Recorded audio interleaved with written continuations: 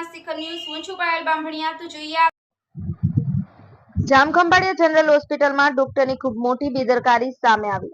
ખંભાળિયા સરકારી હોસ્પિટલના આરોગ્યલક્ષી કામગીરીમાં નિષ્ફળ નીવડેલા નિંદ્રાધીન ડોક્ટર. જામખંભાળિયા જનરલ હોસ્પિટલમાં ડોક્ટરે માનવતા મૂકી નેવે સરકારી ડોક્ટરે તપાસ ન કરી અને એક્સરે ડોક્ટરે જોયા વિના દર્દીને સીધી રજા અપાઈ મામલો ઉગ્ર બન્યો હતો. મીડિયા દ્વારા ડોક્ટરની સત્ય હકીકત પૂછતા ડોક્ટરે ઇન્ટરવ્યુ આપવાનો કર્યો ઇનકાર. જામખંભાળિયાની સરકારી હોસ્પિટલ રામ ભરોસે ચાલતું હોય તેવી ચર્ચાઓ. જામખંભાળિયાની સરકારી હોસ્પિટલના ગોબરા તંત્રને કોણ ભણાવશે કાયદાનું ભાન? સૂત્ર દ્વારા મળતી માહિતી મુજબ દેવભૂમિ દ્વારકા જિલ્લાના મુખ્ય મથક જામખંભાળિયા સરકારી હોસ્પિટલમાં ડોક્ટરની બેદરકારી સામે આવી છે. તારીખ 12/11/2024 ના રોજ ખંભાળિયા તાલુકાના પેલા ખાસર ગામનો હનીફ ઉઢા દેથા નામનો યુવક બાઇક ઉપરથી કોઈ કારણથી પડી જતા ઈજા પહોંચી હતી. ઈજાગ્રસ્તને સારવાર માટે જામખંભાળિયા સરકારી હોસ્પિટલ લઈ જવામાં આવ્યા હતા. ત્યારે ફરજ પરના ડોક્ટર દ્વારા સારવારમાં બેદરકારી કરી હોવાનું અને અધૂરી સારવાર કરી દર્દીને કાંઈ તકલીફ નથી તેવું કહી માત્ર 4 ટેબ્લેટ આપી અપાઈ રજા.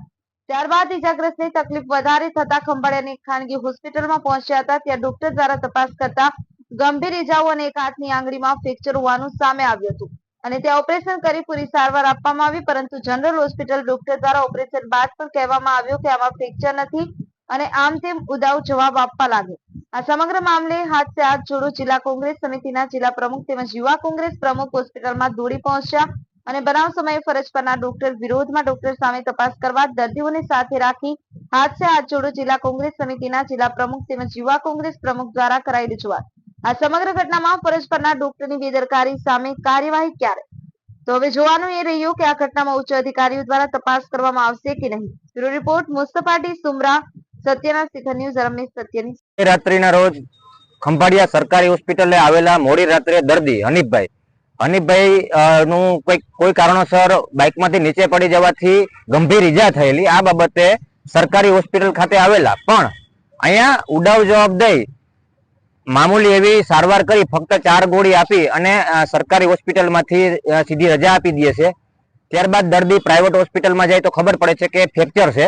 એટલે કોઈ જાતની સારવાર કર્યા વગર સીધા દર્દીઓને સરકારી હોસ્પિટલમાંથી પ્રાઇવેટ હોસ્પિટલમાં ખસેડવામાં આવે. એટલે ક્યાંક ને ક્યાંક સરકારી હોસ્પિટલ અને પ્રાઇવેટ હોસ્પિટલોની મિલીભગત હોય એવું અત્યારે પ્રાથમિક દ્રષ્ટિએ દેખાય છે.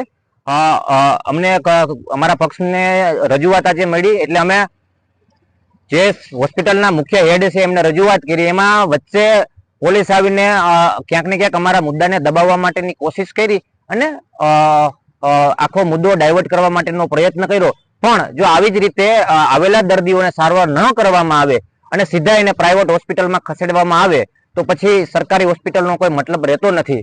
અને આવી વારંવારની ઘટનાઓ બનતી હોય એટલે ગંભીરમાં ગંભીર પગલાઓ લેવાય જેથી કરી નાનો અને મધ્યમ વર્ગ અવારનવાર પીસાતો બંધ થાય.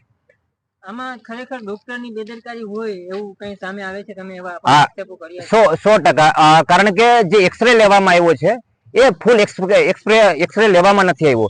જ્યાં દર્દીને લાગેલું છે ત્યાં કોઈ જાતનું એક્સરે લેવામાં નથી આવ્યો. તો ખબર કેમ પડશે કે દર્દીને ગંભીર ઈજા ક્યાં થઈ છે?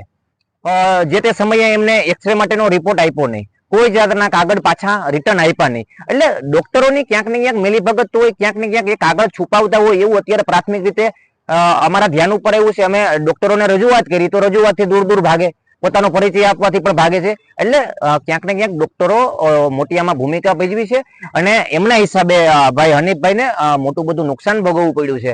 એટલે આવી બેદરકારીઓ ફરી ન થાય અને જો વારંવાર આવું બનશે તો ગાંધી ચિંધ્યા માર્ગે કોંગ્રેસ પક્ષ વતી આંદોલનના મંડાણ કરવા પડશે.